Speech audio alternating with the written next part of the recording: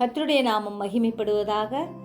இந்த புதிய நாளுக்காய் கர்த்தரை நன்றியோடு ஸ்தோத்திரிக்கிறேன். இந்த புதிய நாளின் தியானத்துக்காய் எடுத்துக்கொண்ட வசனம் பிரசங்கி 3வது அதிகாரம் 12வது வசனம். மகிழ்ச்சியாய் இருப்பதும் உயிரோடு இருக்கையில் நன்மை செய்வதுமே அல்லாமல் வேறொரு நன்மையும் மனுஷனுக்கு இல்லை என்று அறிந்தேன்.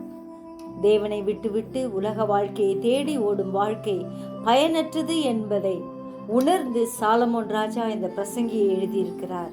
சூரியனுக்கு கீழே நடக்கும் காரியங்கள் எல்லாம் மாயையும் மனதுக்கு சஞ்சலமாய் இருக்கிறது என்பதை உணர்ந்து மெய்யான வழியை பற்றி கொண்டு நடப்போம். எனவே எப்பொழுதும் கர்த்தருக்குள் மகிழ்ச்சியாயிருப்போம். தனிமையாக விடப்பட்டேன் என்று எண்ணாதபடிக்கு முடிந்தவரை மற்றவர்களுக்கு நன்மை செய்வோம்.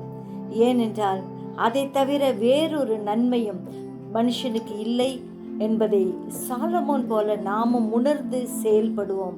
திக்கற்றவர்கள், ஏழைகள், கைவிடப்பட்டவர்கள் எல்லாரையும் நாம் முடிந்தவரை தாங்குவோம்.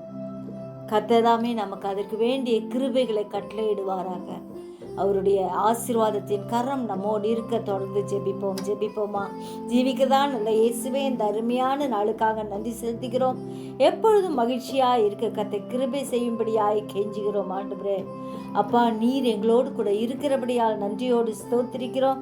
உலகத்தில் காணப்படும் எல்லாம் மாயையாய் இருக்கிறபடியால் மாறாத பரம்பொருளாக்கிய உம்மை நாங்கள் பற்றி கொண்டே மெய்யான வழியை நோக்கி ஓட எங்களுக்கு வேண்டிய கிருபையை இன்னும் கட்டளையிடும்படியாய் ஜெபிக்கிறோம்.